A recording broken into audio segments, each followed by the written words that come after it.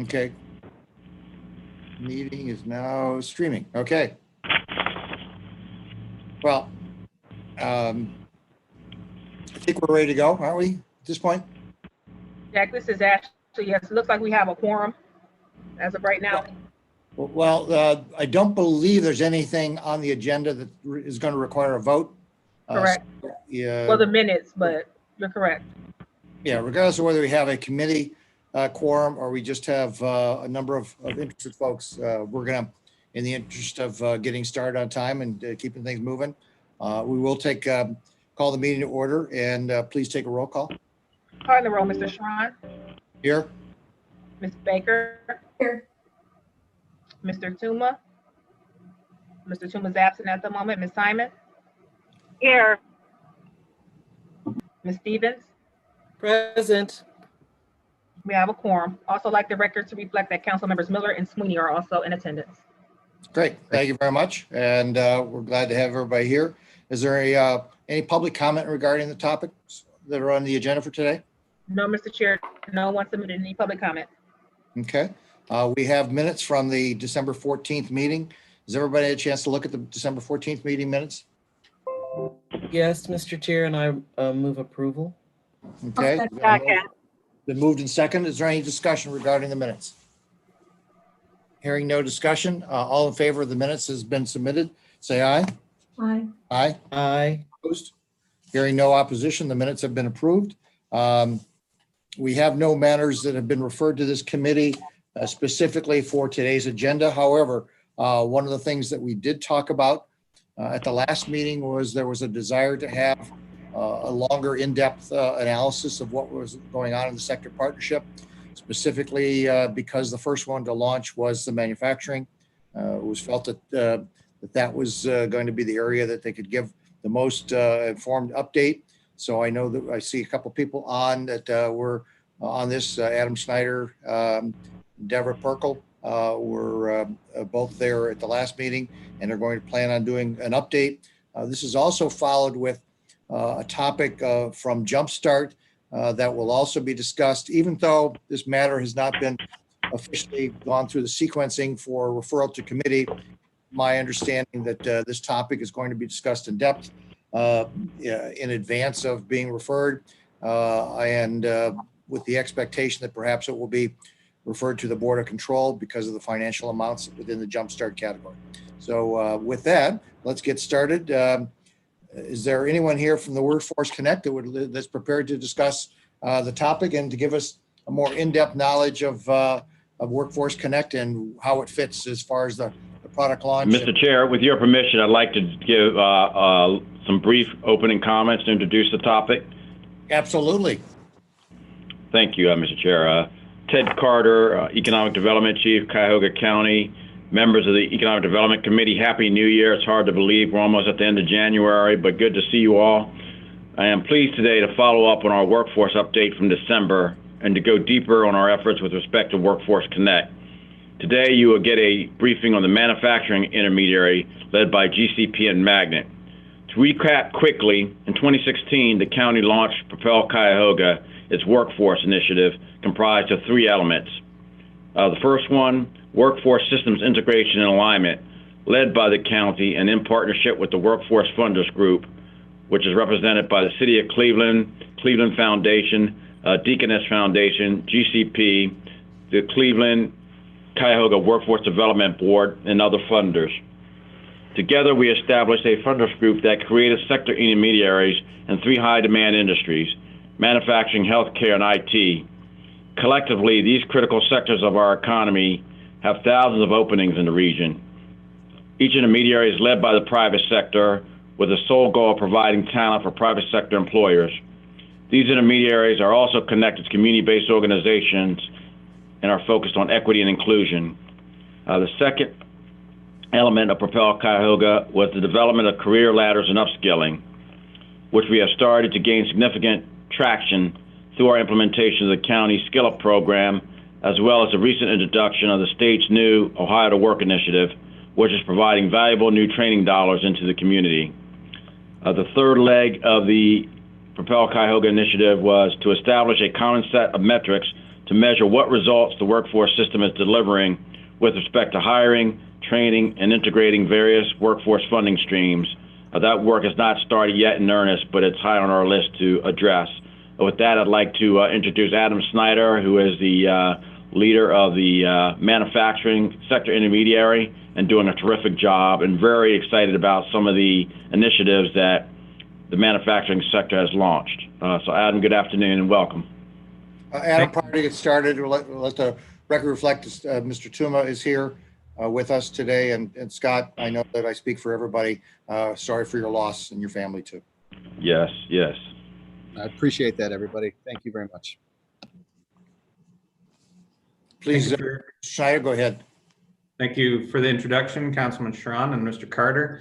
On behalf of the intermediary team from GCP and Magnet, really excited to take a little extra time today to share with you our progress over the last number of months in particular. And I will screen share for those visual learners, but I will also state that we are going to move fairly quickly through a whole bunch of information in hopes that we create enough time and space for anyone on here that has questions or wants to dive a little deeper into anything that we're talking about, that we're creating that space. So feel free to raise a virtual hand or a physical hand. I'll try and keep my eyes on everybody's face, and we'll count on some of my counterparts to do so as well. For purposes of timing, it's anticipated this session will take approximately 1 hour complete. That's for questions, presentations, everything like that. So we can then go to jump starts, just so everybody can have a mental clock as to what's going on timing wise. Thank you. Great, thanks, Jack.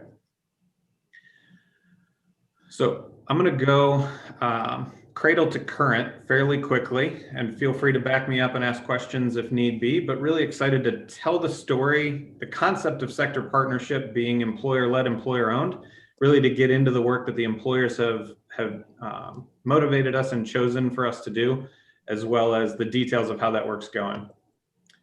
As Mr. Carter mentioned, the origins of the sector partnership grew out of the Workforce Funders Group as a part of that vision of closing the talent gap in critical industries. Chose Magnet and GCP as the intermediary, and along with that, a generous allocation from the Economic Development Committee and budget for initial funding to the Funders Group, of which that Funders Group allocation funded about $240,000 per year for the first 3 years of the sector partnership. That funding window for the manufacturing sector partnership will that funding will come to a close at the end of this year, and so we're excited to share. Everybody can put themselves on mute. Thanks. We're excited to share the progress in a number of aspects, so that this committee can see what the fruits of that investment have been, and also start the conversations about what the funding mechanisms might look like from the county going forward. The concept of sector partnership isn't brand new. It's been around roughly a decade plus in various parts of the state and country. It's a new concept to Cuyahoga County with the start of Workforce Connect.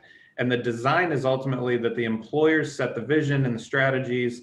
The intermediary team then aligns and rallies the appropriate partners within the community toward those visions. And the concept being that the employer's demand and the jobs are the end game that we're trying to seek, and aligning behind that is the most critical piece. So in April of 2019, we convened about a dozen manufacturing executives, owners, CEOs from around Northeast Ohio.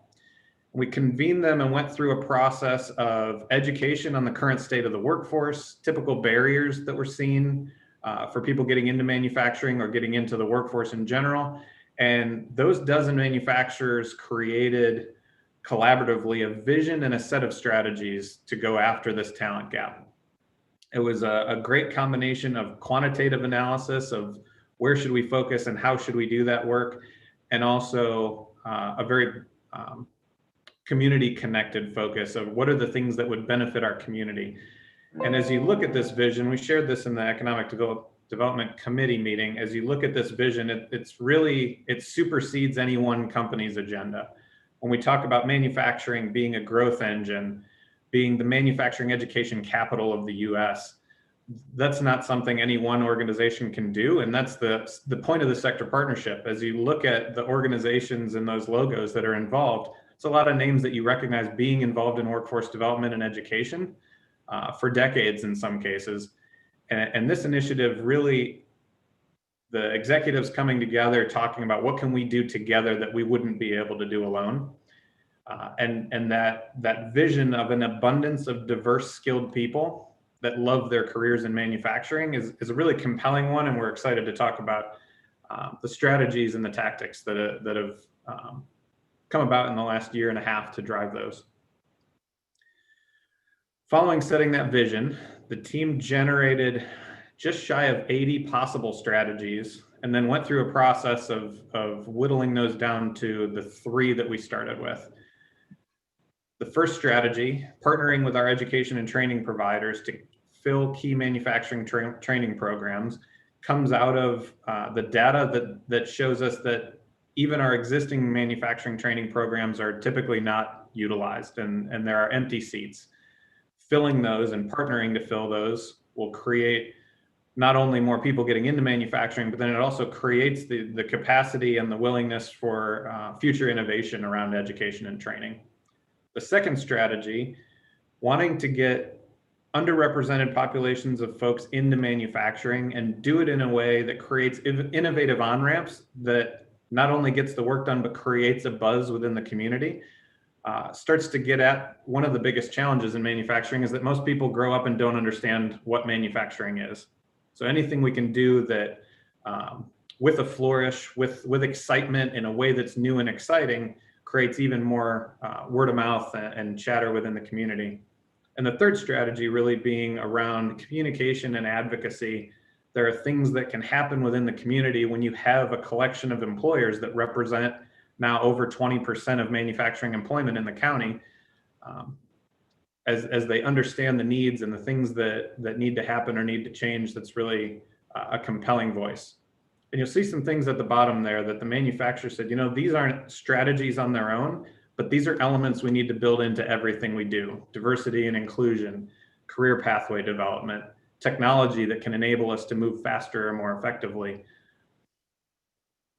And so this next slide is really an articulation, and I realize there's a lot on here. And part of what we wanted to do was to give you guys a deck that had enough detail that if you wanted to go back and look at it or reference it in the future, that you could. So I'm going to hit some key things on the next couple of slides and call attention to them, but feel free to ask if there's additional thoughts you want us to hit there. We took those 3 strategies, and you'll see those color-coded similar to the last slide, and broke that down into 6 initial action teams. We announced these 6 action teams and the 3 strategies at a convening over at Ariel in August of 2019. We had about 225 people in attendance that morning. Seems a long time ago we were able to gather up that many smiling faces, but that convening was twofold. One was to let the community know what the manufacturers are looking to accomplish. That entire presentation was done by the manufacturers, sharing their strategies, their plans to go forward.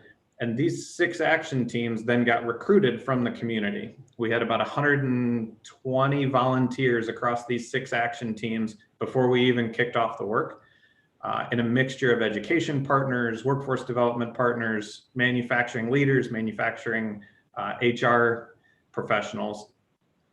And as you can see, there was a diverse set of work streams as to what was being targeted, from non-college bound high school seniors in complement to Say Yes activity that's obviously a big deal in Greater Cleveland, to incumbent worker upskilling. We also talked about the opportunity to help folks transition, career transitioning adults that maybe landed in a great first job and needed a different career path to be able to reach family sustaining wages and get to a new level. And then the manufacturers in this population-specific on-ramps group really developed an early passion for reentry and second chance hiring, and how do we have an impact. And it was a great intersection early on in the discussion around statistically, if we're targeting volumes of people and trying to make a difference, 3,000 people a year coming back into Cuyahoga County from the incarceration system is a big population. It's also a nice competitive play for manufacturing because not all sectors hire people with backgrounds. And it also is a population that is overrepresented with African Americans, which is one of the populations the manufacturers were looking to be more purposeful about closing the gap on in their diversity and inclusion efforts as well. Now, also on this slide, unfortunately, we get to share here the impact of COVID and the subsequent economic downturn. There's a number of things that happened from mid-March through July that had significant impact on the work we were doing. We wanted to be able to articulate, the strategies are the strategies, and here's how we're continuing to work on them. Here's how we hit the gas pedal on some, and here are opportunities that came up from others. And then I'll talk a little bit in the next slide about how that refocus at the start of 2021 to provide clarity as to here are the work streams moving forward.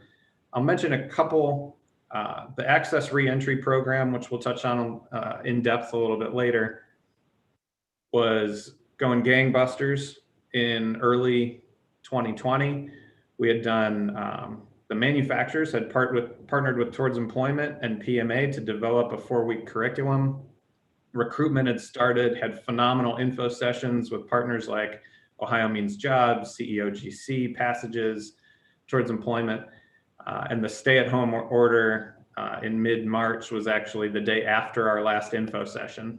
It delayed things a bit, and it's a great example of the resiliency and drive of our manufacturers, because the curriculum that was planned to be 4 weeks in person, we pivoted really quickly to about an 80% virtual model.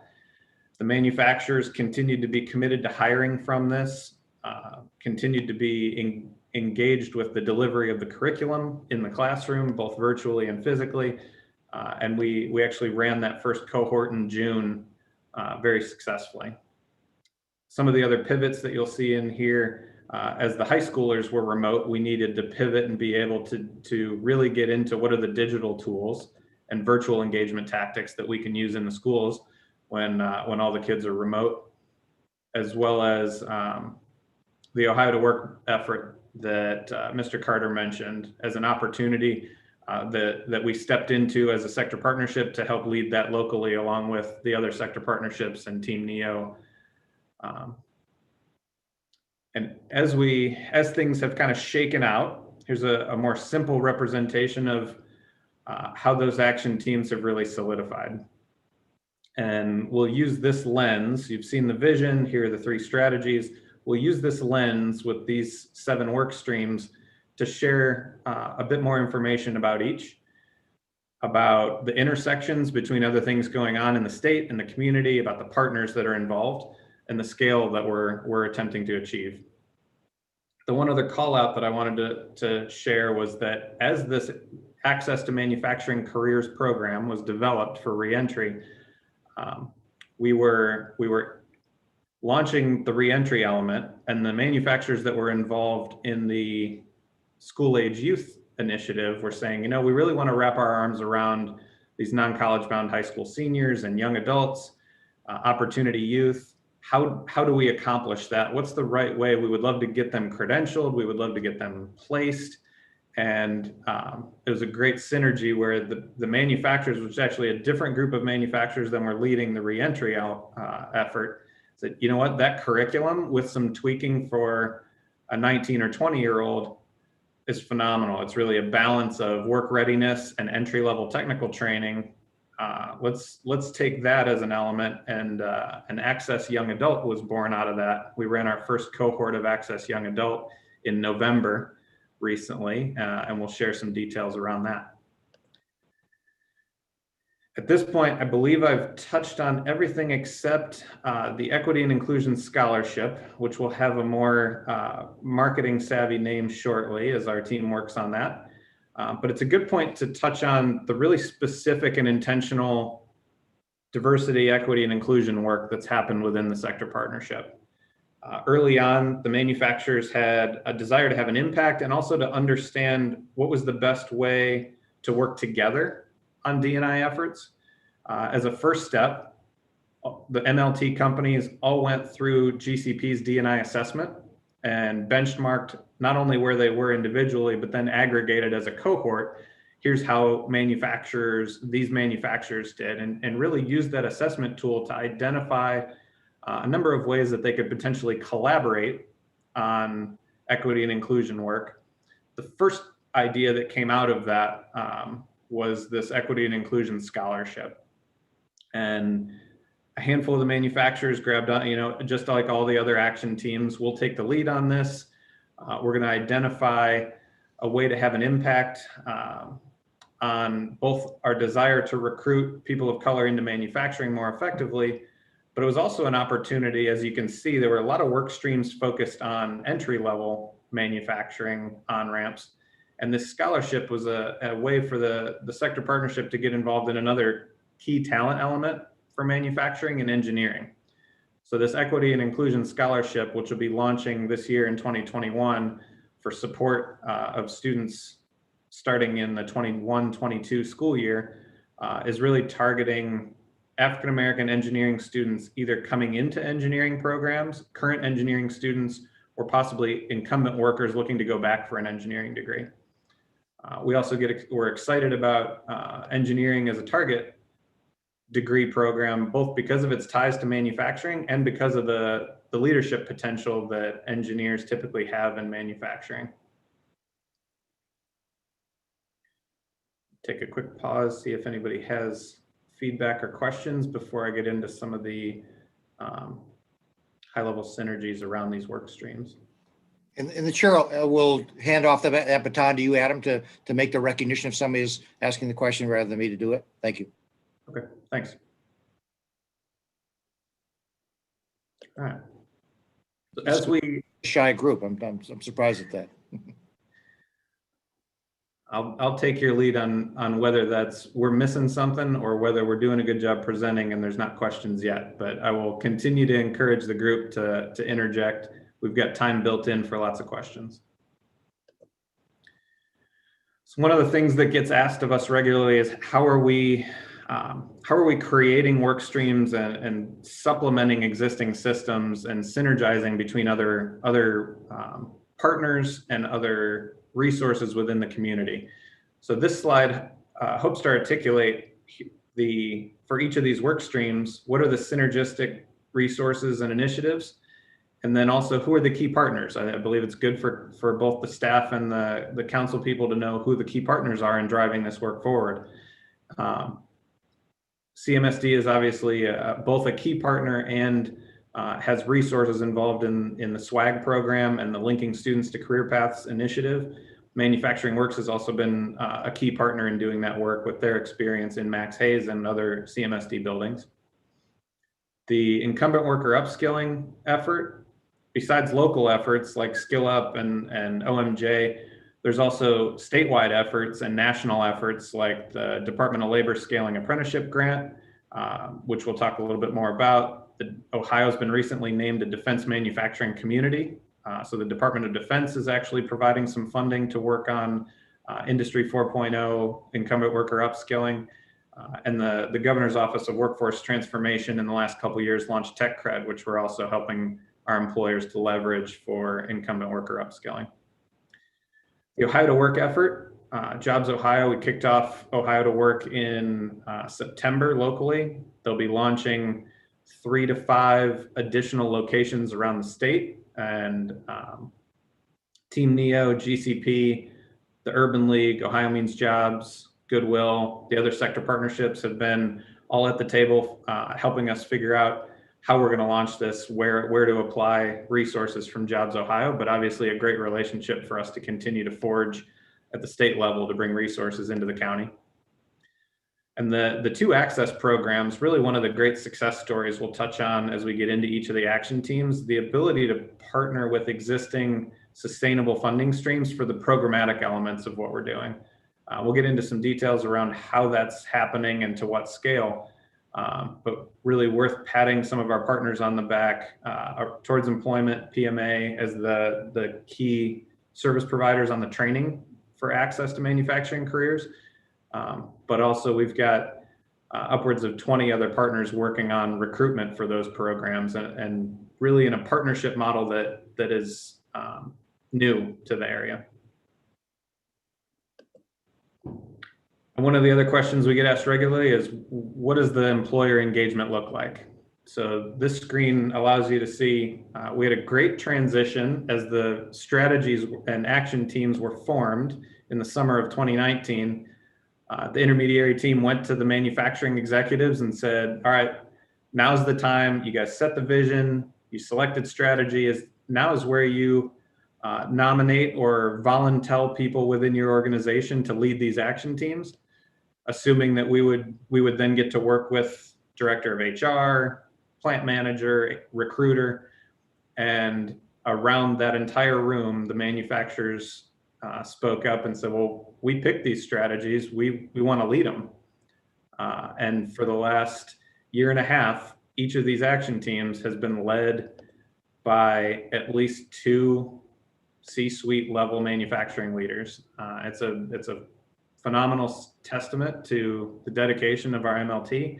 It's also been a nice boon to a recruitment of other manufacturers, because when they see their peers leading these action teams, there's a credibility and a trust factor to that, as well as a confidence that what's going on is understood and is in the context of what manufacturers need. And you can see by the additional partners, we have about 45 manufacturers involved in various aspects of the sector partnership, some in many, some with 1 action team, some with 3 or 4 action teams, depending on their hiring needs, depending on their passions and their capacity to stay involved with these things. And as we get into the detail of the work, you'll hear some of the stories from some of these manufacturers as well.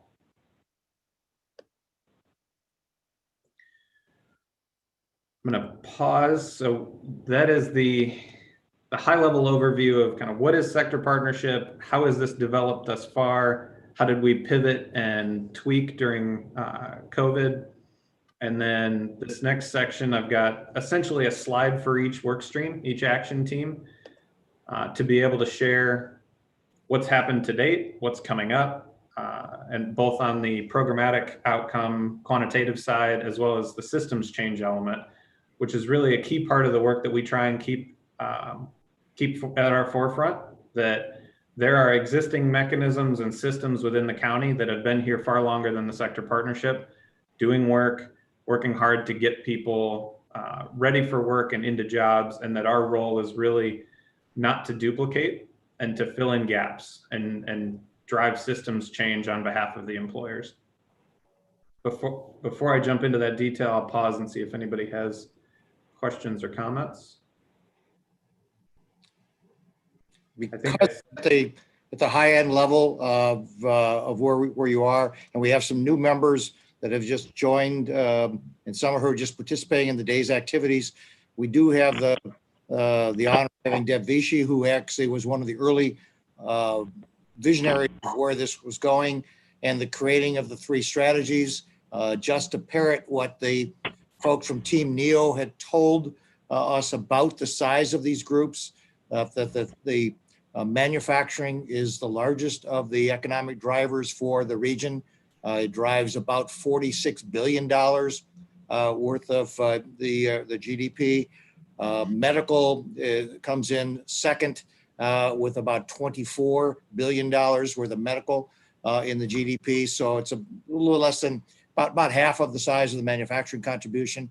And IT crosses over multiple disciplines into every company, every discipline, every manufacturing, every medical, every service provider is part of that IT. So we're honored to have Deborah here on this call. And just because I did see our company name come up a couple times, I did run past the IG as a disclaimer, my ability to participate on this because this is is defined as a part-time job, and bring manufacturing into my background, that I get no individual benefits from anything. I am doing this for the good of the whole, like all of the other things that the rest of us as county council people do. Is if we're successful, the good of the whole will all benefit from this. So I just want to put that disclaimer out and turn it back over for anybody. Might else have any questions for Adam? If I may Mr. Chairman, oh, I'm sorry. go ahead, sorry. This is Nan Baker, if I can ask a question. If I'm I've seen this presentation, or at least the beginning stages of it, and it's just fascinating to see it come this far along. So congratulations on that. I guess I'd like to go back to the reaching into our high schools. We spent a lot of time on pre-K and a lot of money and effort is spent there. But we're talking about, in this environment, trying to reach those students that perhaps are reaching graduation, close to it. I don't know if I've heard, and if I haven't heard, or if you're going to continue and speak about it, I can wait and hear. But if I'm a 15 or 16-year-old student with not a lot of thought about what my future holds, and I'm in the 10th, 11th grade, before that student has the, hopefully not the want to drop out of school, what do we do to encourage that student and show him that there's a better path through manufacturing to save him and encourage him to finish school and go on with this program? What are we doing? So actually, a great transition question, and I think based on that, I'll jump into that first action team and can step back if there's other questions afterwards. But actually, a very timely question. So the first work stream really is around engaging in-school youth, and where the manufacturers initially desired to have an impact is exactly what you're talking about. There's the percentage of students from CMSD, from Cuyahoga County, that go to college has been on the rise. And there's an entire segment of folks that don't feel that's the right fit for them upon graduation. And so part of our work was really synergizing with an initiative within CMSD called Linking Students to Career Paths. And the sector partnership infrastructure was really beneficial to be able to take a lead role in that initiative, because we could then speak on behalf of many manufacturers, many employers. We could identify opportunities for the employers to engage with those students. One of the things early in the spring semester of 2020, a number of us from the intermediary team actually went into 6 of the schools, talked with about 100 students, and what we would find, probably wouldn't be surprised, is that very few of them knew anything about manufacturing, and most of them, in that absence of knowledge, says, I'm not interested in manufacturing.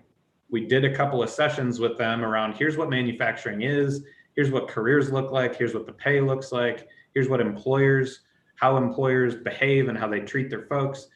And we saw, we went from basically 3/4 of the students saying, I know nothing and I'm not interested, to basically 3/4 of the students saying, tell me more, I think I'm interested in going into manufacturing.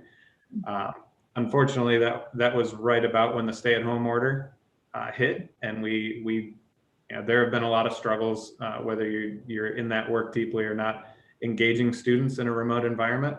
But the infrastructure we're putting in place with the guidance counselors, we did multiple sessions with all of the CMSD guidance counselors fall and spring of last year on manufacturing education sessions. We took them to 2 different manufacturers on plant tours, which is part of the systems change element. We can talk one-on-one with students, but we also know that long-term we need the teachers and the guidance counselors to have a passion for these paths as well. We've got one of the other challenges for our local school districts is employer engagement. So really the ability to bring employers to the table and for us to be able to coordinate, hey, we need guest speaker in this classroom on this day, and we've got all the contacts to be able to not only recruit those guest speakers from industry, but also prepare them. Here's what you should say. Here's how you should say it. Here's how you be engaging to 17-year-olds that may or may not be ready to listen to you, and coach them and help that along the way and be there to hold their hand if need be. And we're working hard in that work again this school year.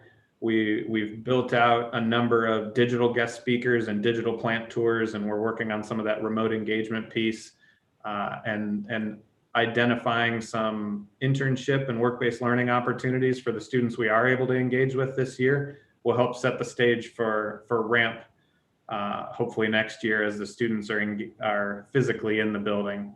It's infinitely easier to capture someone's attention on a topic they didn't know they want to hear about when you're in front of them physically, than when you're asking them to zoom in.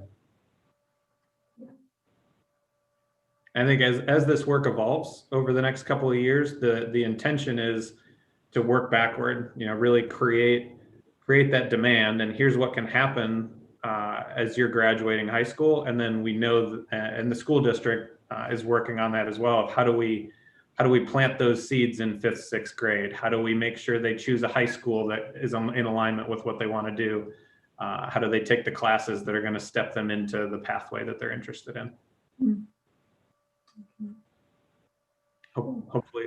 Hopefully I intersected the answer to your question with what we were going to share anyway, but feel free to push if not.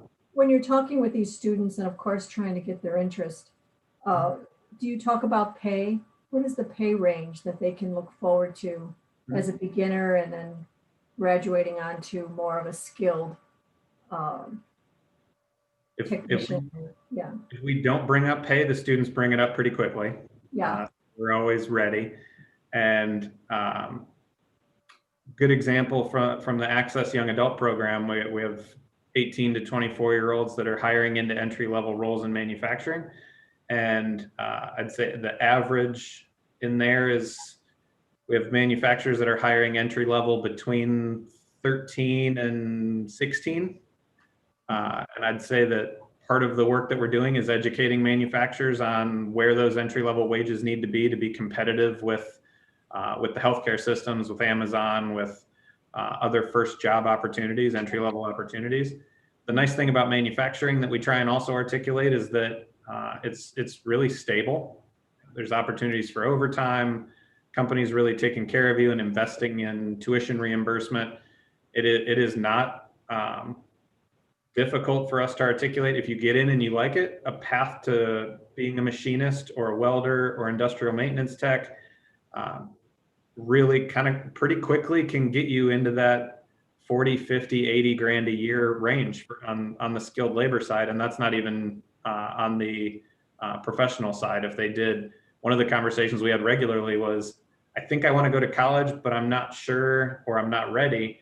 And that conversation around, get a job in manufacturing. And there's a lot of manufacturers that will pay to send you back if you want to go for your associate's or bachelor's degree.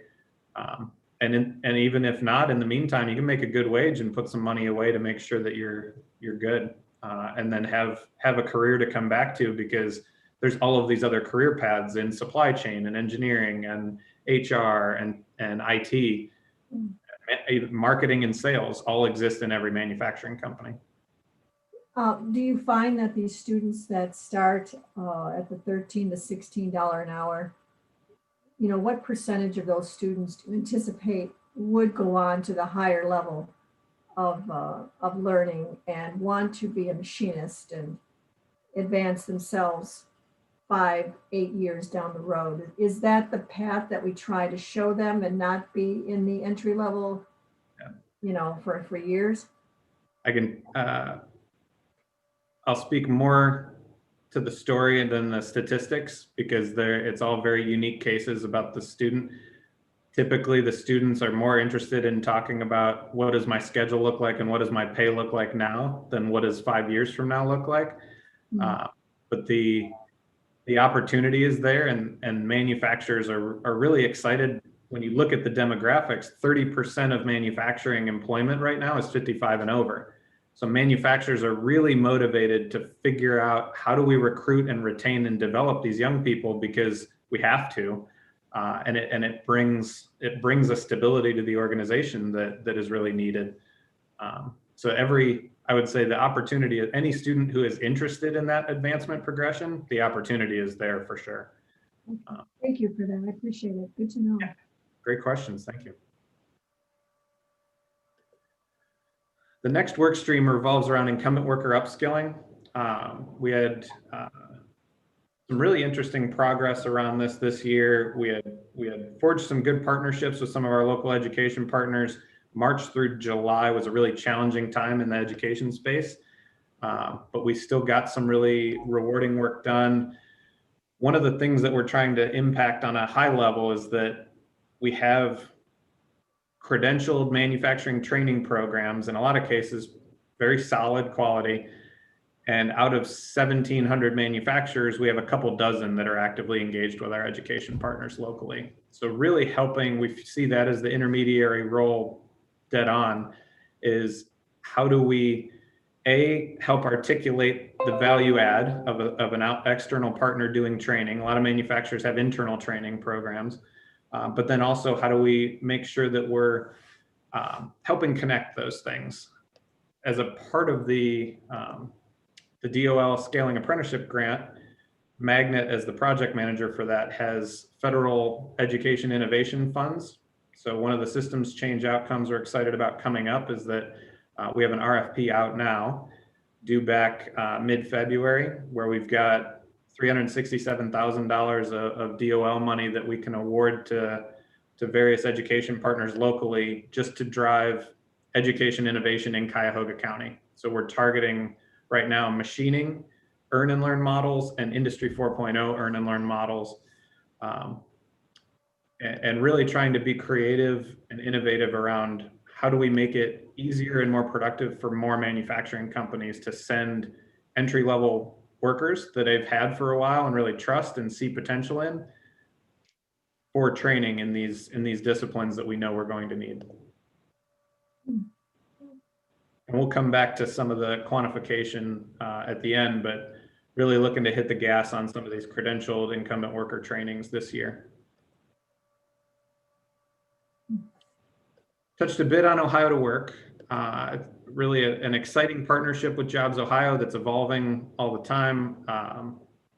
Just in the last 100 days of 2020, working with our three key partners in the workforce space, OMJ, Urban League, and Goodwill, really put a push on identifying job seekers, pulling them into the system, helping get them into training programs in manufacturing, tech, and healthcare. And then the element that I'm really excited about, and our team's working hard on in 2021, is some of this, some of the systems change elements. We've launched an income sharing agreement, which is essentially a student loan that is payable, is payable based on a percentage of the income that the student achieves over a certain amount. So it basically takes a bunch of the risk out for the student. You have to make a certain amount after graduation in order to have to pay it back. And it only gets billed as a percentage of your income. So it's really a lower risk mechanism for those graduates. We're also working on launching a coaching professional development collaboration with at least 7 of our workforce agency partners. Professional development in the coaching space is not something that typically is well funded. So we're working on setting a gold standard for what is coaching, and then working with those organizations to develop and execute essentially a train the trainer model to help each of those organizations continue to do their work even better. And the partnership with Jobs Ohio brings with it a funding mechanism for training for these partnerships that otherwise is really hard to raise funding for. So they've been a great partner in listening to what we need and what we want to do in Cuyahoga County, and dovetailing that with their initiatives statewide. May I ask that coach professional, can Can you just maybe elaborate a little bit more? What is a coach professional? So the coaches at organizations like OMJ, Urban League, Goodwill, Towards Employment, College Now, YOU, and the centers are likely the first 7. And coaching within the ecosystem can mean a number of things. It can mean career discovery. It can mean barrier management and support service navigation. It can mean job readiness coaching. It can mean post-placement support service coaching. And each of those organizations agreeing on what are the elements of coaching and what does a gold standard look like is going to be the first part of that work. And then creating the mechanisms to help each of those organizations reach for those gold standards and develop their people even more is the second piece of that. All right, good. Thank you. Great questions. Thanks. The next work, which some of you may have seen, has gotten some great press coverage in the last 6 months, was the access to manufacturing careers around reentry. So there were a handful of manufacturers that were really passionate about this early on, and we facilitated the collaborative development of an entry-level training credential, and started the development of that late summer 2019, and we're ready to launch the first cohort in call it March. We had a cohort last November. We had, this past November, as well as the one that graduated late June, early July. Really a phenomenal source of success, both on the quantitative side and the systems change side. So one, just the ability to get this off the ground and have 24 graduates at this point. 70% of those graduates are placed. Part of that because we've specifically recruited manufacturers that are interested in hiring from this population. We've taken them through workshops and driven changes within their recruitment and onboarding practices and employer process changes. And then as we've done this work, more companies keep hearing about it and raising their hand, and the same impact is happening on the job seeker side. A couple of interesting systems change outcomes. The recruitment of candidates for these cohorts is a collaborative effort across 13 organizations within the county that all serve the reentry population in various ways. That's typically a collaboration that's hard because of the handoffs and the contracts and the dispersion of funding and scorecards and such. And the organizations have really done a great job collaborating on how do we do that.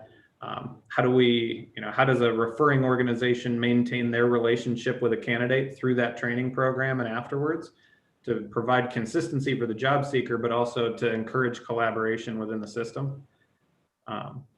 And then also we've incorporated braided funding streams. We knew that if this is going to be successful long-term, it has to be a sustainable financial model.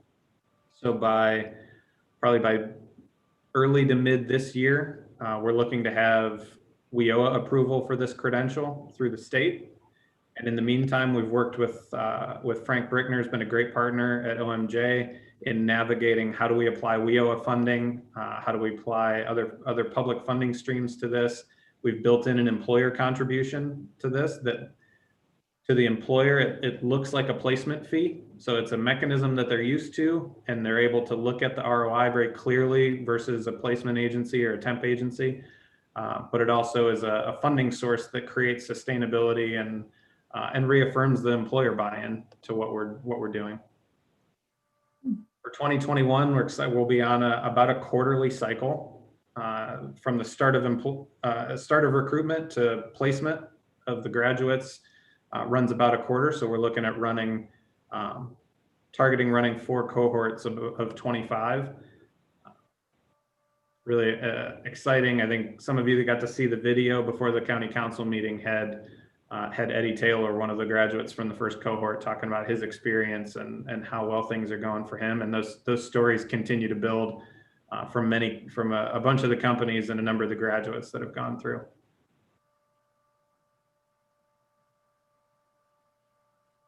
As I mentioned earlier, the evolution of some of the young adult work that we were doing and the overlap with Access and picking up that curriculum. We had our first pilot of the young adult version of Access to Manufacturing Careers in November and December. We had 8 graduates and 5 placed coming out of that. There's some really strong collaboration similarly with 7 youth-facing workforce agencies and a lot of good work with the employers to talk about how do we prepare to employ and retain an 18, 19, 20-year-old? What do we need to do with our supervisors? What do we need to do to support? And part of both of these programs is funded advancement coaching for 12 months post-placement. Towards Employment has coaches that are working with these graduates for 12 months after.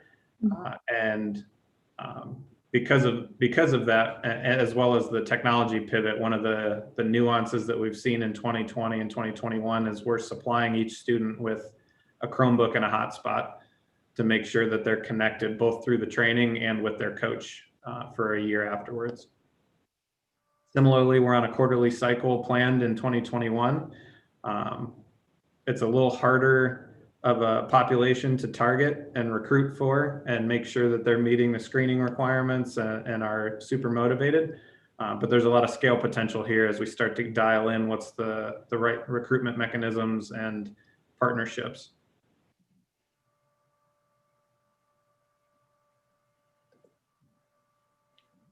Which brings me to our last programmatic work stream, which is the scholarship that I mentioned. Really excited to get this off the ground.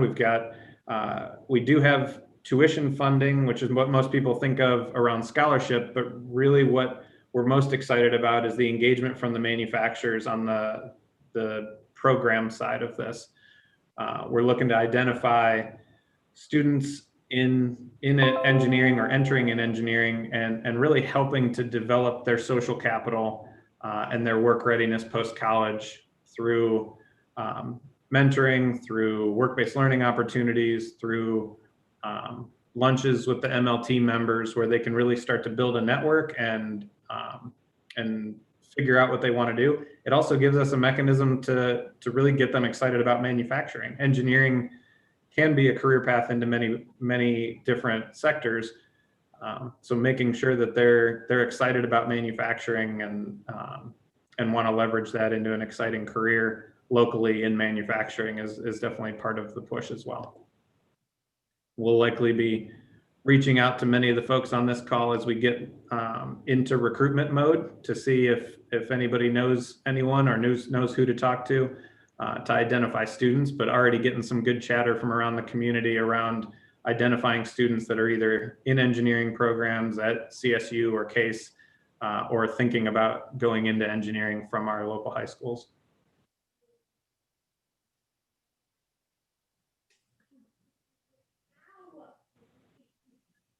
The last work stream is around communication and advocacy. We've had some really good success getting the word out and having our partners in the media share some of the stories. We've also had the state. Adam, can you advance the slide, please? Oh, yep, just had the wrong picture up there. So from a communications and advocacy standpoint, what I was going to share, so the state identified that sector partnerships in general was something they wanted to support, and about 2 weeks ago announced state industry sector partnership grants, of which Workforce Connect Manufacturing was one of 12 awardees. So another good example where advocacy can drive additional public funding sources. Ohio Manufacturers Association is a close partner of ours and was key in getting the state to identify sector partnerships as a good place for investment.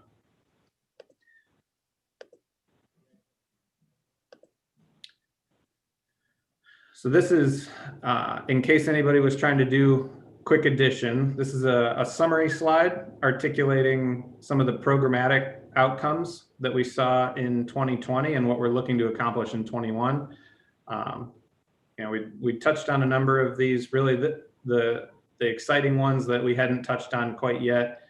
The number of employers involved. Those in the workforce and education space know that is not only a really critical piece is to make sure that the employers are intimately involved, but also can be difficult sometimes because being involved in the sector partnership isn't their day job, especially when we're looking at the C-suite leaders that are driving this in a lot of cases. And also the results on some of our recruitment activities, to be able to drive about 80% people of color through in our graduate pool through the programmatic interventions that we've been working on is really exciting. We've been very intentional about that and hope to maintain that as we drive some significantly bigger numbers.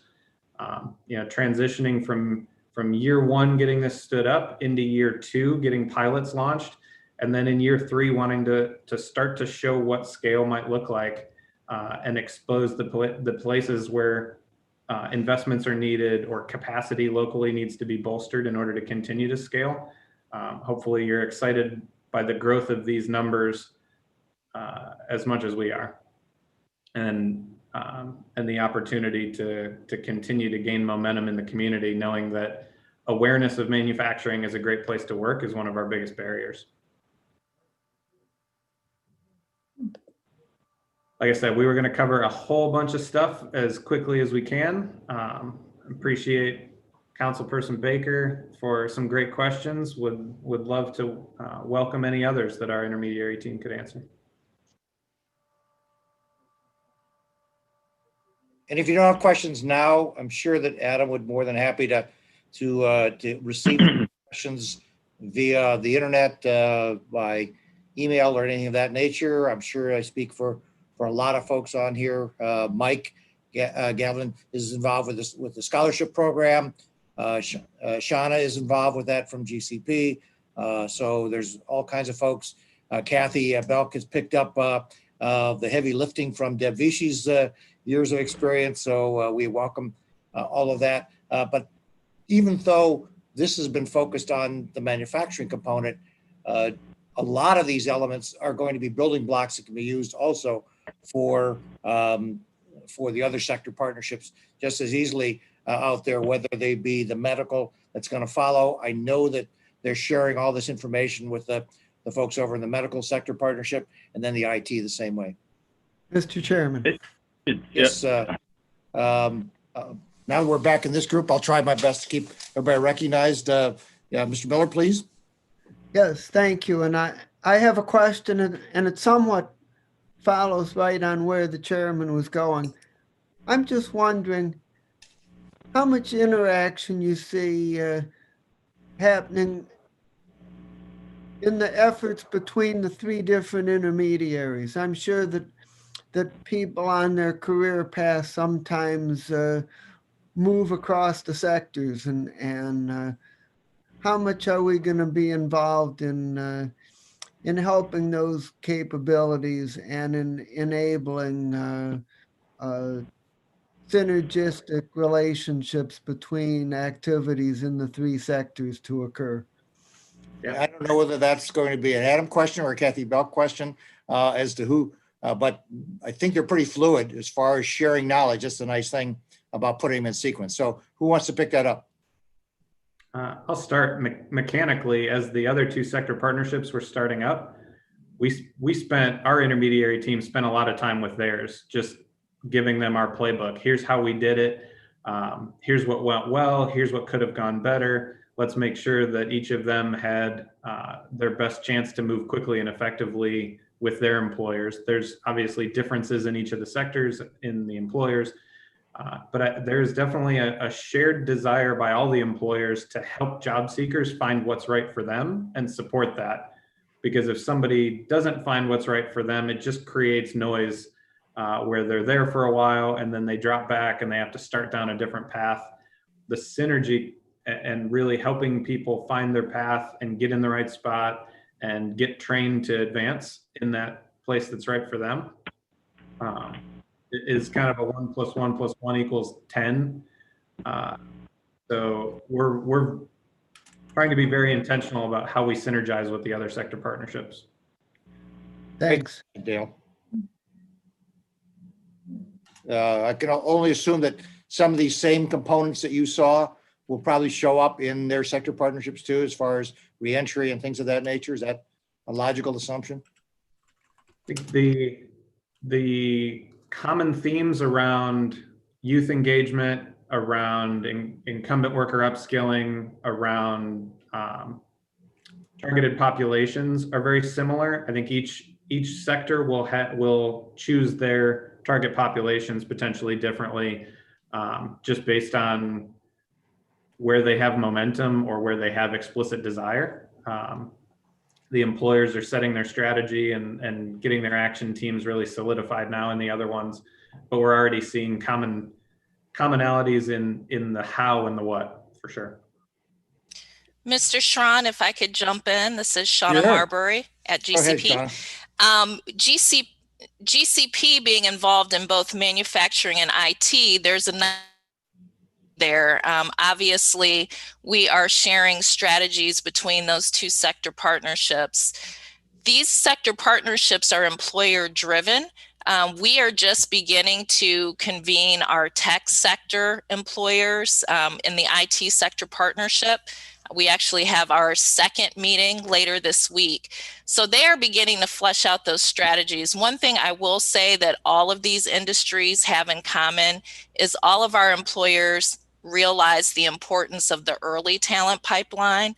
So initiatives that have to do with raising awareness and helping young people understand the opportunities in all three of these sectors are going to be prominent. So you will see that. And I do see that Ray Leach is signed on. Ray will be with you in just a minute here, in a few minutes. We're just at the end of closing up with questions and answers, but they got a lot of interest in this subject. Kathy, any comments from yourself? No, I would just say that from the funder's perspective, this kind of interaction is really critical to us. So it's what Adam and Shauna just talked about, we are fully supportive of, and I expect they will be continuing to do even more of that in the coming days. Chair, if I may ask a question. Sure, Ms. Baker. I'm curious, as you think through this and are working in introducing these young people, given that you have an industry in manufacturing that I think I heard was an older employment group. So as we hopefully see more offshoring and coming to hopefully not only to Ohio, but if they see that we have programs like this in place, could be an additional encouragement. And you know, Ted, I'm sure that your radar's on that. But the more that we have to offer in encouraging young people to be involved in manufacturing, and the more we see manufacturing perhaps coming in considering coming to our state and particularly Cuyahoga County, are you prepared to launch this on a larger scale so that we can really entice those manufacturing companies to consider locating here? Yeah, that is definitely one of the nice synergies between economic development and this work that we're doing, is that creating an abundance in that talent pipeline allows Ted and his peers in economic development to not only encourage current companies to grow, but also others to come in. And as far as the timeliness of reshoring and some of that, they're messages that we're trying to leverage very explicitly right now. Manufacturing's been open through this whole pandemic, that manufacturers have been hiring through the whole pandemic. And right now, the evolution of the work in manufacturing is really technology heavy, which is more exciting to young folks. When you talk about lasers and vision systems and sensor technology and robotics, that, although I personally find machining intriguing, and I'm sure Mr. Schron does as well, the young kids definitely like to see the technology and a lot of the flashier stuff to draw them in.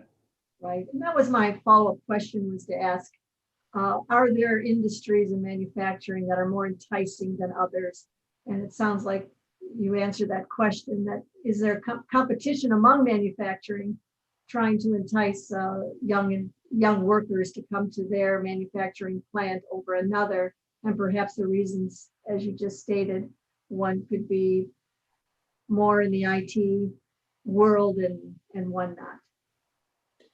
Each student or each young person's path has their own decision points, but one of the things that's been most inspiring about the sector partnership work is 20, 30 manufacturers deeply involved in this, all looking at how do we be better as a group? How do we present ourselves? How do we have the right wage structure? And I think we see far less of people jumping from manufacturing company to manufacturing company. And we hear way more stories of, yep, I got this entry level job. I jumped for this for 75 cents more down the street. And now I'm there and there's no advancement opportunities. There isn't, a path to something different. I now see what you were talking about. So we're hoping to cut out that loop out and back in, and just and be really purposeful about presenting all of that opportunity early on and locking it in. Thank you.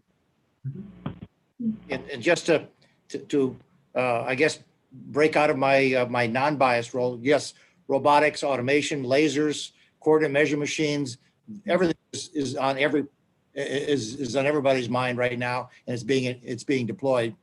And your comment about the salary, Mrs. Baker, at $12, $13, $14 entry, that doesn't stay very long. I can tell you that. You're at $15, $20, $18, $25, $30, $40 an hour. Those are not just idle conversations. Those are numbers that are real. Yep. Yes. Any other questions? I know we've got our next speaker ready to go, but we certainly welcome and thank everybody from the council coming on and staying on this subject matter, because this is one of the 3 sector partnerships that's been launched. The first one got out a year ahead of time, so you expect it to be ahead of the other 2, and each one is going to build upon that. So I think we as council can be pleased that we're going to see this same kind of excitement and resurgence into the medical, and the same the IT. So with that, thank you, everybody. Mr. Chairman, excuse me, just before we break on Yeah, this. sure. This is the wanna add next a group is your invitee anyway, Ted. So every Okay. minute here is on. I'll cover 2 birds with 1 stone. I just wanted to say, as we conclude this section, as you all have gotten to know me over the last 5 years, I tend to be pretty even keeled. But the enthusiasm I have for this initiative, our investment in it, the results. Adam and I had a conversation this summer. Shauna, Adam, and I had a conversation where we were talking about the future and the results and kind of the impact that COVID had on interrupting the momentum. And he said, just be patient, it's coming. The results, when we talk with this committee, we tend to be very transactional and project specific. And this is something different. It's an investment that's long-term, that takes time, and it couldn't really, Adam, be prouder of you and Shauna, GCP and Magnet, the collaboration that we're driving here for sustained impact. And the systems change, you mentioned that 4 or 5 times. And so we're actually seeing the system start to move, and the collaboration between providers, the public-private partnership. A lot of these companies are getting connected with community providers in a way they wouldn't have but for this initiative. And so as excited for IT and healthcare coming up. But Adam, you set the bar, you and Shauna, so well done. Thank you. Yeah, there's no question that the coronavirus has put the whole world on pause for almost a year. And so you cannot expect that the launch of these sector partnerships wouldn't have had some sense of a pause taking place too, because of outside survey. I mean, when the kids aren't even in school for this almost this entire year, it's really tough to get them engaged. And so my hat's off to everybody who stayed engaged, because it would have been easy to just fold up their tent and say, well, let's just wait a year and come back to it. That was not done. So I'm glad you recognize that, Mr. Carter, on that they didn't fold their tent and say, hey, let's come back after the year and pick up the pieces out there. They wrestle with it. And just to another component, I think that Ms. Baker brought up early on, she brought up early childhood education. And to my knowledge, is from the very day I came into county council, we've been involved with early childhood education then and prior to that. So that's been at least 10 to 15 years that I've personally been aware of and watched. So we haven't given up on that because we know that that's a long-term, continual, perpetual commitment. So will this be because these are not a one and done 2-year or 3-year program, just like the early childhood education has not been. It's been a continual growth. So with that, Mr. Carter, I'll turn it over to you for our next speaker to do the introduction, and we'll go from there. And anybody, by the way, these are public meetings, so anybody would like to stay on board for listening to what Jumpstart is going to be talking about, it is actually going to have some touch points for some of the things we just discussed. Yep, no question. Thank you, Mr. Chairman. Well, what I love about this hearing today, again, is hopefully each of you is beginning to see the puzzle pieces of our strategy start to come together with the two presentations today. So before I ask Ray Leach, the CEO of Jumpstart, to introduce himself and his team, I want to talk briefly about this latest initiative in our partnership with Jumpstart, which directly advances one of the core pillars of our 5-year plan outlined in 2020 with respect to innovation and entrepreneurship. He will outline his request, our collective request, for a 2-year, $250,000 grant from the Economic Development Fund. This request will go through the Board of Control in the next several weeks.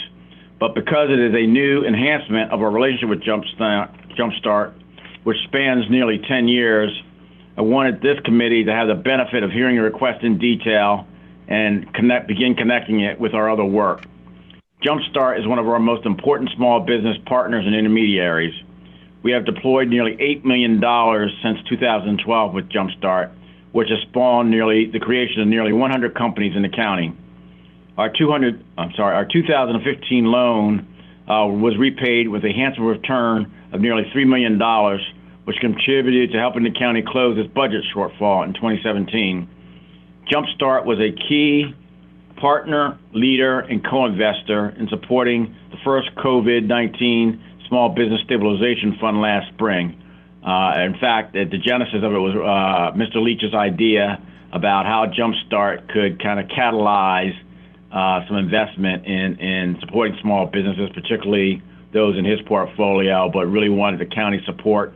And so the executive and I left at the opportunity to work with him and the Cleveland Foundation and others that stepped up to the plate in funding that first fund.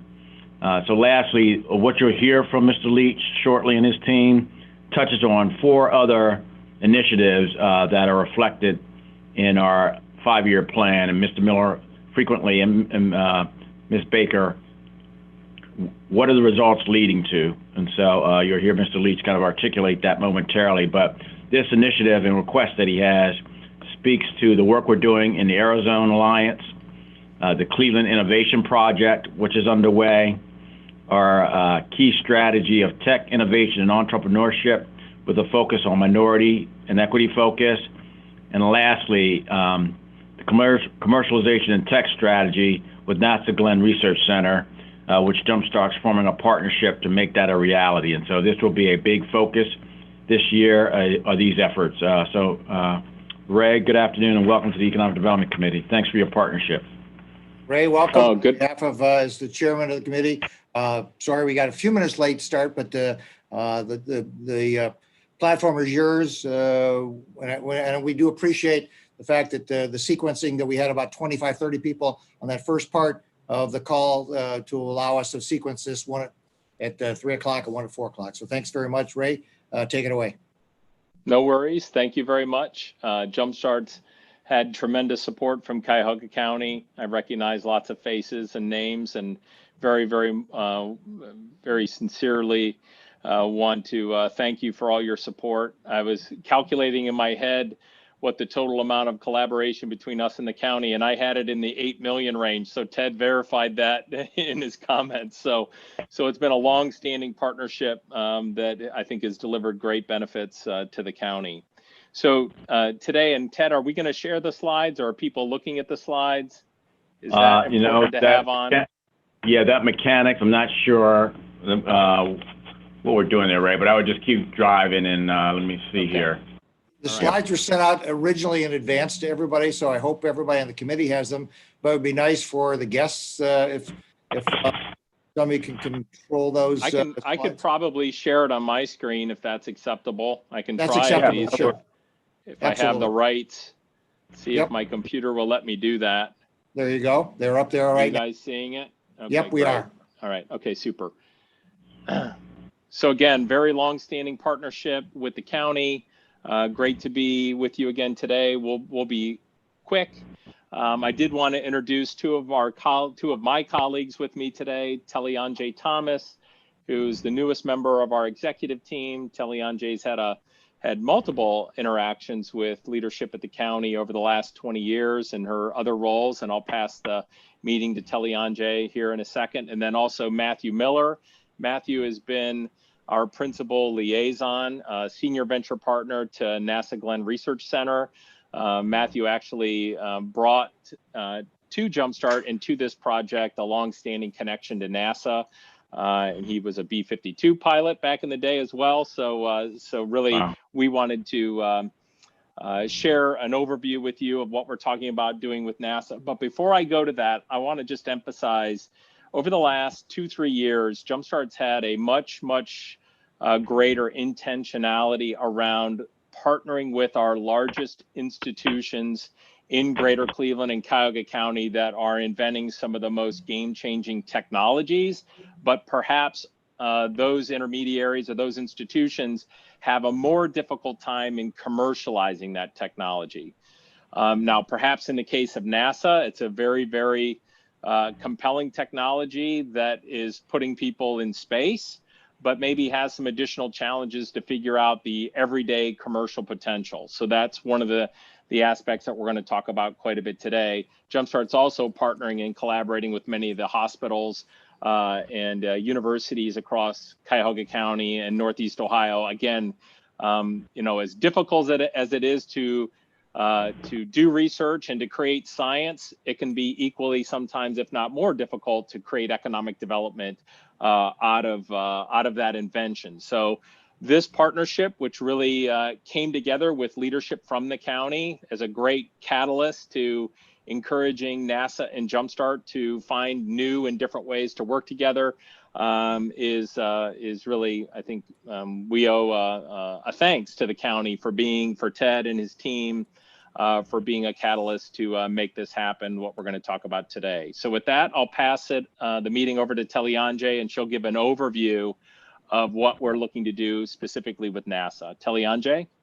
Great. Thank you so much, Ray. Good afternoon to the committee chair and other members who are with us this afternoon. It's a pleasure to be in your presence again. As Ray mentioned, I have recently joined Jumpstart as one of the newest team members, serving in the capacity as the Advancement and Relationship Officer, but very pleased to say that I've had a pretty long history of working with various county departments as well as county council, addressing issues such as health, education, as well as poverty in general. So today I'm here to talk to you about the Cuyahoga County Commercialization Collaboration. And specifically, this collaboration has really been anchored and designed around the county's strategy to invest in and support technology transfer from one of our great assets, NASA Glenn Research Center. I'm going to spend a few minutes talking about how we plan to do that, and then I will pass the microphone over to my colleague, Matthew Miller. So in terms of how we and how we plan to execute on this collaboration is really, again, to be a partner and to be a collaborator in helping the county achieve its economic development goals. In doing so, Jumpstart is looking to leverage its expertise in venture and specifically utilizing our venture validation model, and as well as coalescing the expertise and subject matter expertise in particular within NASA as well as Jumpstart to help us assess and identify the commercial potential of technology that is being generated through the NASA Glenn Research Center. That work will allow us to accomplish a couple of things. First, basically building a pipeline where we're identifying and prioritizing technologies that have meaningful potential for the marketplace or to be commercialized. Secondly, allow us to generate a comprehensive venture validation report, again, furthering the prioritization of those technologies. And lastly, it will allow us to build out a commercial roadmap, commercialization roadmap, if you will, again, specific to those technologies that have the highest potential to generate significant outcomes, whether that be job creation, additional public-private investment, as well as overall county-based revenue growth. So as we move forward in the partnership, we are looking, again, to work closely with NASA to create and implement very long-term science and technology development. Again, very much so on the highest potential local economic development opportunities and impact. The time frame for this work starts in our current calendar year of 2021, going through year end of calendar 2022.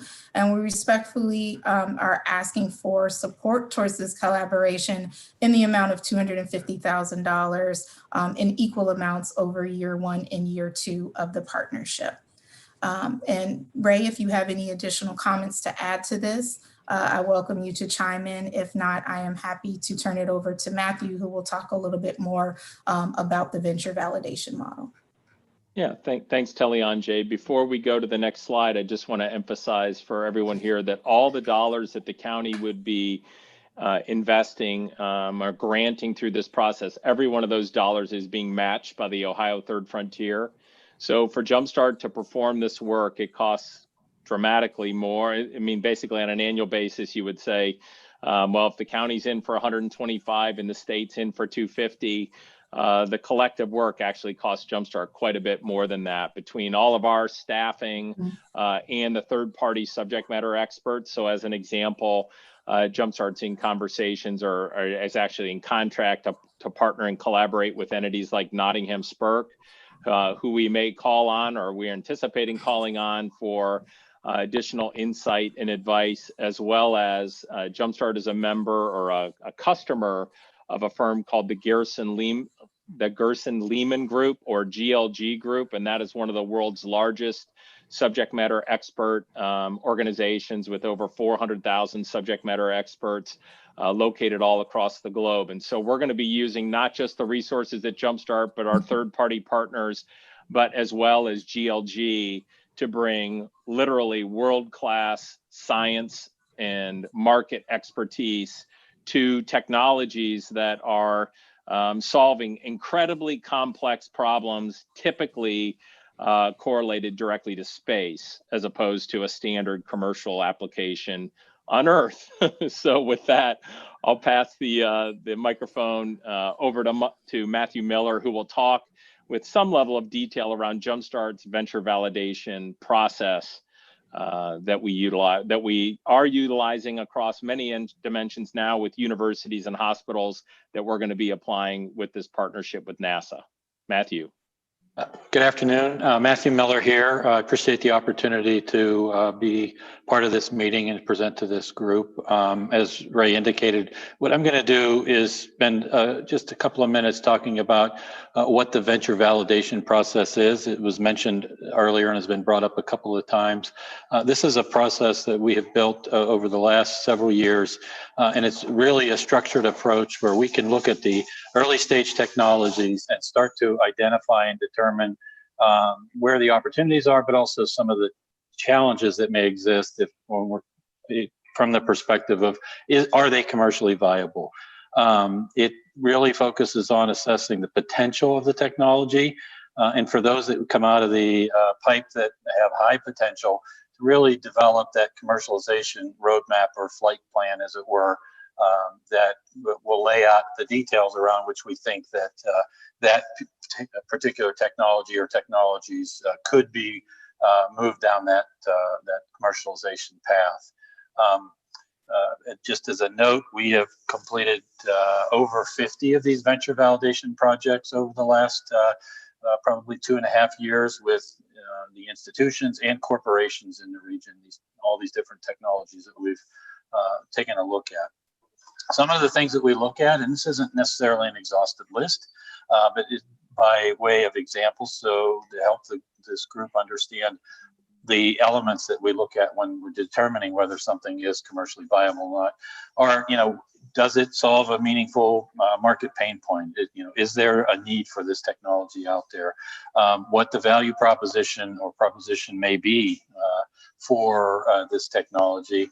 What are the market opportunities? And that includes oftentimes sizing them. Is there a product market fit?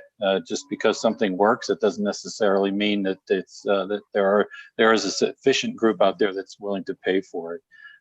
We do things like sourcing voice of the customer, and that's through these SME subject matter expert networks that Ray referenced earlier. A big part of it is taking a look at the competitive landscape. What's out there now? And in terms of the competition that this may face. And then what are the impediments to commercialization? There could be regulatory, development, technology impediments, talent potential sometimes comes into the case here. But it's important to understand what would possibly stop this from being commercialized, and then developing that roadmap or flight plan. And that is include funding sources and opportunities, and also talent resources that would be necessary. When we've completed one of these, we want to put this technology on the best footing it possibly can to actually be commercialized. Next slide, Ray. So now what I'd like to do is spend a few minutes talking about metrics. What we're hoping to accomplish out of this. What are the measurable goals that we have for this program? And it's important to understand that these are early stage technologies. So, the early on metrics that we would be looking for may be considered modest, because these technologies are still residing within NASA. What we're looking for is further out in years, 3 and beyond, where we would see more meaningful metrics around things like revenue and follow-on funding and those kinds of areas. So initially, out of the gate, we're going to identify somewhere in the 15 to 30 early stage technologies that NASA has that we think collectively believe would have some commercial potential. And this has got to be an iterative process with NASA and the Jumpstart team to kind of create this list. And then from that list, we're going to select and prioritize somewhere in the range of 12 to 16, 6 to 8 per year that we feel collectively warrant taking through the venture validation process and determine the commercial potential. And then out of that list, our intent is to prioritize, we estimate 4 to 6 that make sense to build commercial roadmaps, and that would include talent and funding plan. As far as specific metrics, year 1, we're targeting 1 to 2 spinouts. They're going to raise between $50,000 and $100,000 in validation funding. And that would result in somewhere in the 1 to 2 jobs in that, $80,000 a year type of job. And then year 2, similar 1 to 2 spinouts, same raising that validation funding would support those jobs. But we're looking that one of the year 1 spinouts would then go on to raise $200,000 or more in pre-seed funding. And then years 3 plus is where we see the real opportunity for these startups to be raising capital in the $500,000 to $750,000 in venture funding and creating more jobs in that same area, in that same class of jobs. So one of the things I'd call out just in terms of the pipeline, it's frustrating and perhaps sad, but certainly that the technologies at NASA Glenn have not been commercialized with any sort of intentionality or scale to have a direct impact on Cuyahoga County in the 16 years that I've worked at Jumpstart.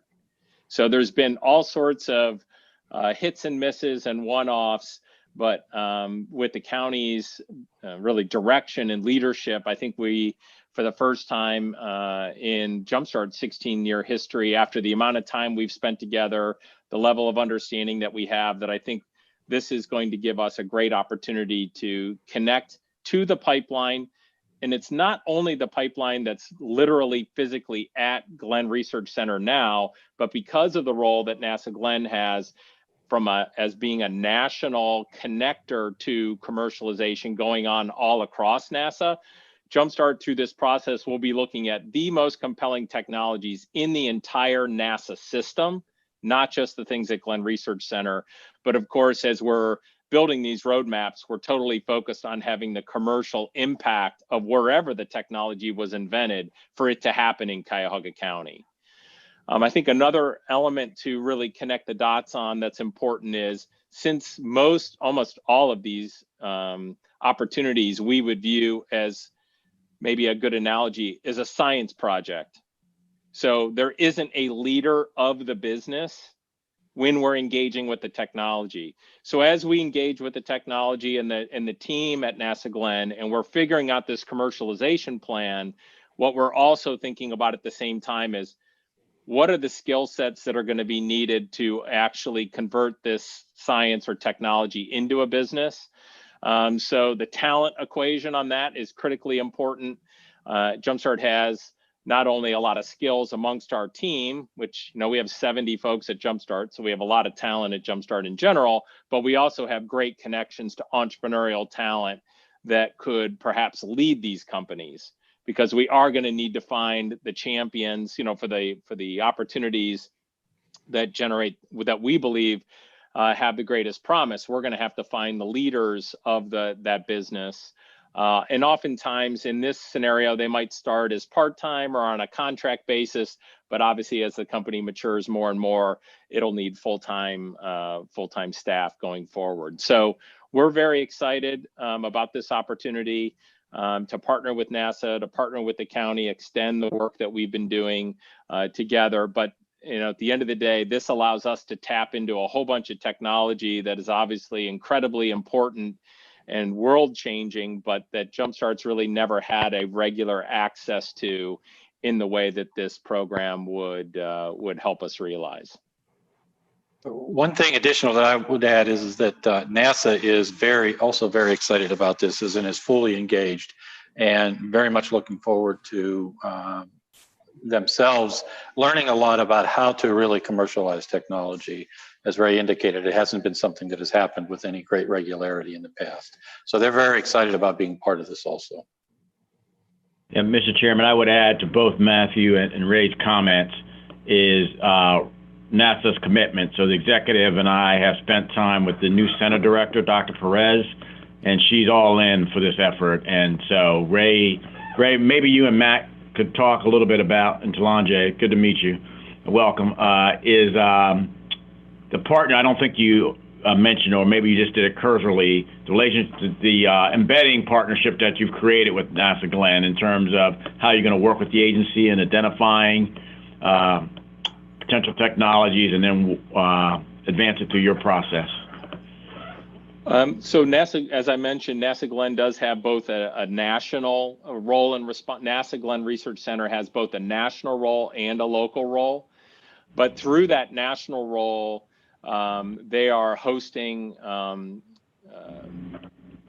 events and activities that are attracting, and are obviously without COVID, we were thinking there would be multiple events in Cleveland. Those events kicked off a little while ago, and they're virtual, or they've been virtual to date. But NASA having that cross institute leadership role is incredibly valuable to Jumpstart, because all the technology is coming here anyway, versus us having to go to California or Texas or whatever. It's all gravitating towards NASA Glenn. So the three full-time folks in tech commercialization at NASA that are really looking across the institution are great partners with us as we discern on if we're looking at 30 plus early stage technologies.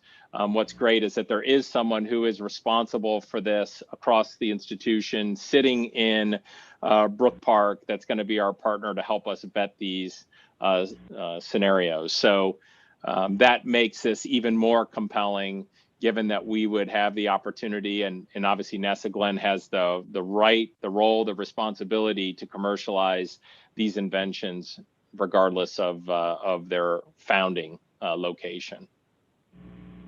Yeah, but one other thing I'd add to the committee is that when this is successful, and I'm confident it will be, I think we've got the right team and external partners. This will provide a gateway not only to the mission element that NASA Glenn which are oriented around their space program, and they're well positioned to continue to see their funding increase because of their role in the Artemis program and the lunar platform that NASA's building, where you can project equipment and people to the moon and then on beyond to Mars. But it also gives us a gateway to the aerospace and defense industries in the region, which is an emerging strength that's being recognized. Lastly, Ray touched on an event. So we have been awarded, we meaning Cuyahoga County, working with Jumpstart, Team NEO, Destination Cleveland. We're going to be hosting the FedTech Small Business Conference. I was either later this year, if they haven't moved it, or certainly be next year, where NASA Glenn and other federal agencies are going to be bringing their small business innovation and research companies to Cleveland to talk about technology, peer-to-peer learning, innovation. And so we'll have access to be able to pitch those companies, and there'll be well over 500 of them to stay here in Cleveland because of the ecosystem that we're building. So a fantastic opportunity that's on the horizon that this will feed into this effort. Yeah, we're also obviously interested in the outcomes of these companies contributing to the Aerozone. So, I think we're putting together the pieces and parts that can enable all these goals and objectives to be more successful. It would also be worth me also mentioning that the Ohio Aerospace Institute has been a longstanding partner of Jumpstart's, and they've received support from the Third Frontier through Jumpstart over the last 10 years, and they're also going to be a partner and collaborator. So this is, expanding the resources, the energy, and the collaboration with, NASA Glenn Research Center being, an entity that I think we can be generating a lot more economic outcomes from above and beyond the monies that we're getting from Washington. This is very exciting. We're thrilled that this vision is taking place. In my own business hat on, I've been over to NASA Glenn many times, and have met with the tech transfer folks. And unfortunately, they go through generation of transitional people, and they all have been frustrated, every single one of them. Right. Because no matter what's happened, they have not spun out a single idea. At least the last I was there, and of course, one of the former gentlemen moved over to the aerospace and became the head of that. And he said they did not spin out a single technology on a NASA Glenn that stayed in Northeastern Ohio. It went someplace other than here. And just for those of us who have used Velcro in many different ways, imagine what that would be like. Imagine what thin film technology would be like if it would have stayed here. Thin film technology was developed in this area, and just imagine what it would be. So I know that I speak for a lot of people. This would be exciting. And I see that Adam has stayed on the call. Thank you, Adam, because the synergy for workforce, when this becomes the manufacturing educational capital for the entire United States, if you have spun out an idea, the very next thing after funding is, where am I going to create it, make it, build it, put it together? And if we have the workforce right here, we just give that one more step. If you've got the funding, you've got the idea. If the workforce is here to build that thin film technology, to build the Velcro, or whatever that next widget and idea is going to be, it's pretty exciting. I just hope, Matthew, we don't miss the same thing that took place at IBM when some guy brought in, some little guy brought in a computer and said, this is a personal computer. Well, no one's ever going to need a personal computer. What do they need those for? And IBM is forever regretting that way they threw out a certain guy who has a fairly big house out in Seattle at this point in time. So it'll be pretty exciting. I just hope that we can catch those next microcomputer ideas or Velcros and keep them right here in Cleveland. So thanks for allowing this to come before the committee, because somehow this messaging, I think, would have not got the same attention that it would have gotten at just the Board of Control. Not that it would not have gotten appreciation, but I think it airs when airing an idea like this, it needs to be see a lot more fresh ideas and out here in this. So with that, are there any questions from anybody on the committee out there? And Adam, I want to make sure you keep your nose in the tent and figure out when an idea is coming out, when a company's going to get spun out, what do they need in the way of workforce, But you need to be there 6 months before they ever ask that question, because the workforce has to be developed and on the ground. Any questions from any committee members? Yes, Chair, if I may, Nan Baker. Sure, Nan. And I think this is going to be very close to your district, so maybe Yes. your attention to. I am, and in fact, there's a few connections here that I just want to comment on. First of all, I'm really glad, and Ray, good to see you and hear from you. Good to see that OAI is a partner in this. OAI, I think, is not used to its full capacity and always seems to suffer in funding, but a wonderful organization that brings kids in and lots of ideas. And I'm glad to see that they're part of your pipeline in this project. The second thing I wanted to just say is that when I served at the Ohio House, I was vice chair of a committee that brought in many of our aerospace partners. And what we found in that large group was that we had lots of ideas in the academic world and brainstorming and inventions, but had a disconnect of bringing that to the market, bringing that to the business community that we're talking about doing here. And so I'm really excited to see that we're paying attention to what's going on, and we're taking it perhaps to a level that I think NASA has struggled with over the years to bring that to the entrepreneurial level. So I serve on Board of Control, so I'm glad to get some background on this before it comes to our committee. So thank you. Thank you. Any other questions? Mr. Chairman, Yes, Mr. Miller? are you willing to allow a question from a non-committee member? Yeah, just make sure it's a great question and you challenge Mr. Leach to his brain capacity and put him on the task. Go for it. Okay, well, my question is that I know that you have been in contact with our local homegrown organization that is working in developing some of the same kinds of connections, namely the Aerozone Alliance.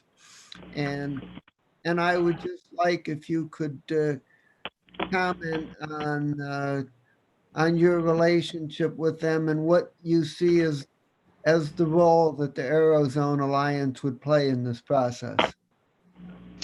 So the most recently, I've spent some significant time with Rashu Mahalaha, who is the consultant who was a former Jumpstart team member, but he's now partnering with the Aerozone Alliance in doing kind of a listening tour and helping to create the founding strategy.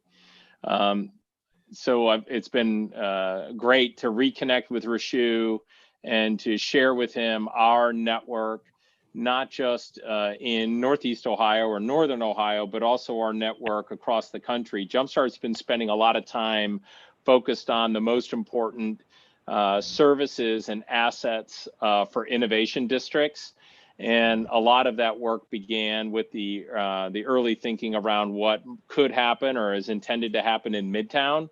So I brought a bunch of relationships that I've been working on for the last couple of years to Rashu, and certainly real estate, compelling real estate is unique and of value, but the most significant differentiator that really enables an innovation zone to be created well and to thrive are the services in that zone, the unique services that different organizations of various types can get access to through physically, being on the same campus or near each other. And so we've committed to help Rashu. Not only have we had the first couple conversations, but we've committed to continue to help and partner, and have even expressed an interest in being, we would have an office in the Aerozone, because while we might, we're headquartered in Midtown now, and that might be our largest facility, Jumpstart really can deliver great benefits and receives benefits itself by being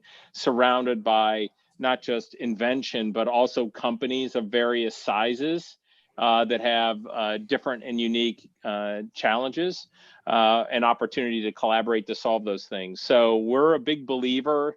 While Jumpstart has never had an incubator per se, we currently fund 7 different incubators across Northern Ohio, but we ourselves have never had a real estate location with numerous companies co-located with us.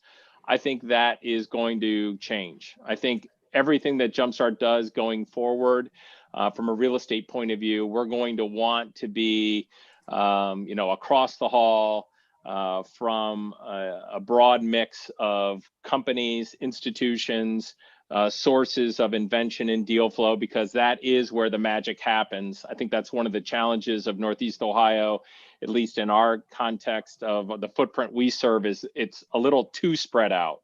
So the more we can concentrate these leaders and stakeholders, I think the more effective we'll be, not only as an individual organization at Jumpstart, but our ecosystem itself, I think, will generate greater outputs by these collisions. How do you orchestrate these collisions in a more effective way? So I'm a big supporter of the Aerozone. I'm hopeful and want to be supportive as best we can to enable it to continue its momentum to become an additional asset connected to NASA Glenn on the west side of the county.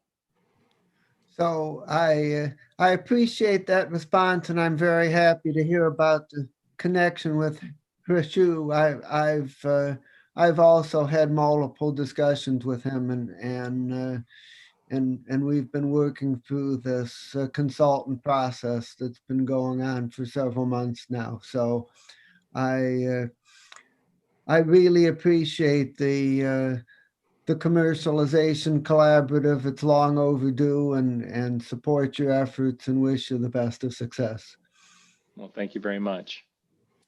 And I would not be surprised if someday the fence that sits between NASA Glenn and OAA would not be someday taken down. And who knows, as commercialization has moved up the radar screen, no pun intended with NASA, as being a key component of what they're supposed to be doing. It's not just supposed to be technology that sits on the back fence. It's supposed to be commercialized.